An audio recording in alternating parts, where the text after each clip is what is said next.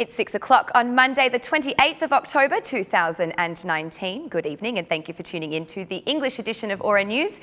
My name is Alexandra, bringing you the only daily update of the local Albanian news translated into English. After about a year, the sea issue is expected to be placed back on the negotiating tables between Tirana and Athens. Prime Minister Rama will travel to the Hellenic state where he will meet with his Greek counterpart, Kyriakos Mitsotakis. The meeting of the two leaders is expected to see the reopening of the maritime agreement negotiations, which have been pending since 2018, when a meeting occurred between the then Foreign Minister, Ditmir Bushati, and former Minister for Foreign Affairs of Greece, Nikos Kotzias. Also, in October 2018, the President of the Republic declared to the media that he will give full power to ratify the agreement only when the Constitutional Court is established. Another topic of this discussion will be the rights of the Greek minority in Albania, a constant demand by our neighbour country. The Rama-Mitsotakis meeting comes after a brief discussion between them in New York during the proceedings of the UN Assembly. In addition to Mitsotakis, the Albanian Prime Minister will also be on the panel of the 4th EU-Arab League Summit to be held in Athens. But despite interest in the discussions between Rama and Mitsotakis, another topic has troubled the opposition in the country, both inside and outside Parliament. According to them, the head of the Albanian government cancelled the meeting on Saturday with North Macedonian President Stevo Pendarovski just 30 minutes before the scheduled time. RTV Ora has been in touch with the Prime Minister Rama's office for information on this issue, but so far there has been no response from their press office.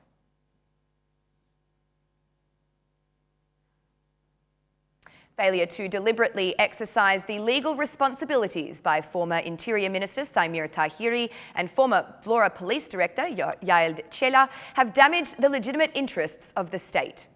This was the argument presented that persuaded the Serious Crimes Court to convict former Interior Minister Saimir Tahiri and his former subordinate for abuse of duty. The verdict, with full arguments containing 140 pages, was delivered to the Secretary of the Serious Crimes Court this Monday by trial judges Ardit Mustafai, Flora Haradinaj and Irina Joka. According to the court, these actions did not prevent the cultivation and trafficking of narcotics in the period when Saimir Tahiri was in the position at the head of the Interior Ministry and when the police of Vlora were led by Yael Çela. Failure to exercise legal responsibilities in any of the foregoing by the Minister or the Police Director in the event of substantial failure to perform functions or substantial failure to perform the duties assigned to them by their subordinate or accountable structures, which has damaged the legitimate interests of the state, citizens and other legal entities, are elements that in the assessment of this court, according to Article 248 of the Penal Code, constitute a penal offence of abuse of duty.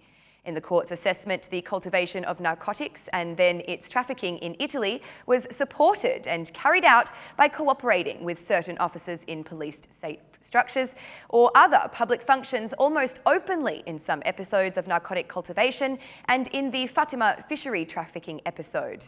The court has argued this even though it has dismissed the two more serious allegations, those being for international drug trafficking and participating in a structured criminal group. The court focused on the telephone surveillance done by the Italian prosecution, where, according to the prosecution, it is established that Saimir Tahiri and Yael Çela were collaborators with the rest of the Kabilaj convicts. The wiretappings make reference to third parties who are not present and are indications that do not, in themselves, prove the alleged as fact. As such, the court must have other supporting evidence that corroborates the information purported to be contained within the wiretaps. The court sentenced Tahiri to 5 years in prison for the charge of abuse of duty. However, given that he agreed to a shortened trial, the sentence is reduced to 3 years and 4 months in prison. Furthermore, the court decided to suspend 3 years of the sentence, meaning that this will only be served should the former minister go on to commit another penal offence.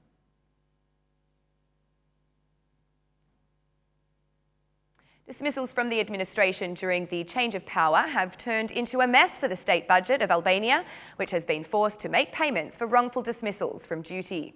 Unfairly dismissed workers have sued the state, who determined their right to earn compensation.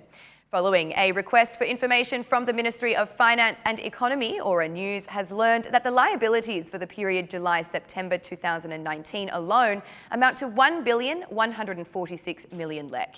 The dismissed calculated for this debt have occurred during the period 2016 to 2019, which corresponds to the second mandate of the Rama government and also encompasses the timing of the local elections, where all municipalities passed under the direction of the majority. At the same time, according to the ministries, the most numerous dismissals from the administration have occurred within the Ministry of Health and Social Protection, with 437 million lek paid out in compensation, followed by the Ministry of Finance and Economy with 391 million lek, and then the Ministry of Tourism and Environment with 204 million lek. The Ministry of Justice, the Ministry of Interior and the Ministry of Energy and Infrastructure also have significant debts. The data shows that the biggest cost belongs to the ministries which, in the second term of the Rama government, were dissolved by joining the respective administrations. To solve this problem, which seems to be repeated every time there is a change in political power, experts demand that the officials who sign the dismissals be held accountable for each employee.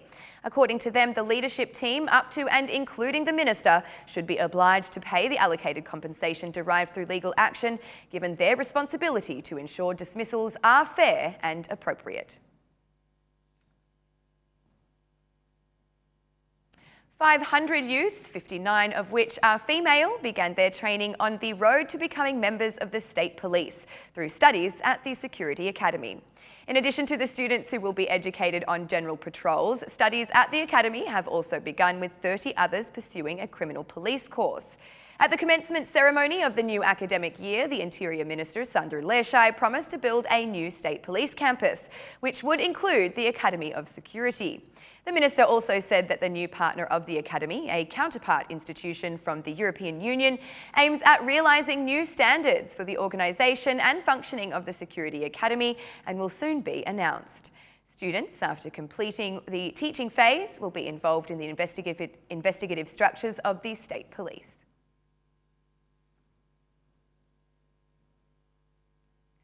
Property conflicts are driving investors away from Albania. Mark Crawford, the former president of the US House of Representatives, states that in many cases foreign businesses are withdrawn from participating in projects in Albania because they lack security for the terrain where they invest. 1 month ago, there was the case of an American who came and bought land in Vlora. They said, "We've got the documents." The neighbour said he had the documents, but needed a quarter of the land. "We went to court, there was no agreement. The neighbour in the middle of the night went and took it," said Mark Crawford. To solve this problem, Crawford suggests approving a list of properties that have no problems as an opportunity to absorb investment. Unless there is an online cadastre, we're blind. We don't know what we're doing. How can you invest and build a factory when you don't know if your neighbour will come tomorrow and say, "This is my land," explained Crawford. According to Crawford, the failure to open negotiations with Albania was something to be expected. "We have talked a lot about the European Union. I was not surprised that they didn't take this step forward," said Crawford. Completion of the TAP pipeline project and the Devol HPPs have become a serious problem for the country's economic performance, which has almost halved in growth compared to 1 year ago.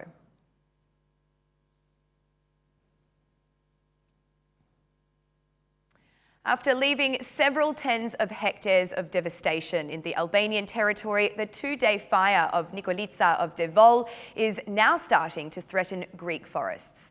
The flames are spreading rapidly towards the borderline, alerting the neighbouring authorities. About 50 hectares of low vegetation, pasture and pine are estimated to have been burned as a result of the 2-day fire. 20 hectares of damage has occurred within the protected forest area. 20 military forces and 40 firefighters were engaged to control the blaze.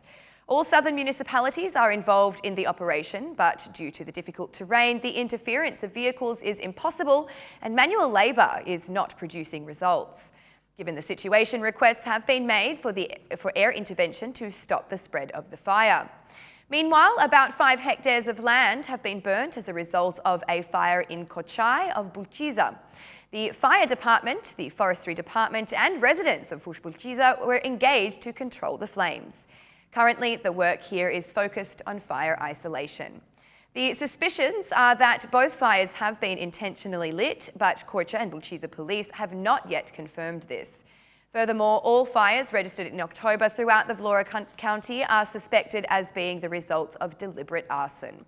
The increase in their numbers has been influenced by the clearing of agricultural lands, as well as the often uncommon high temperatures that are prevailing in Vlora. And that's the news across the country today. Thank you for watching our English edition this evening, and be sure to join us again every Monday to Saturday at 6 p.m. for the latest news from Albania.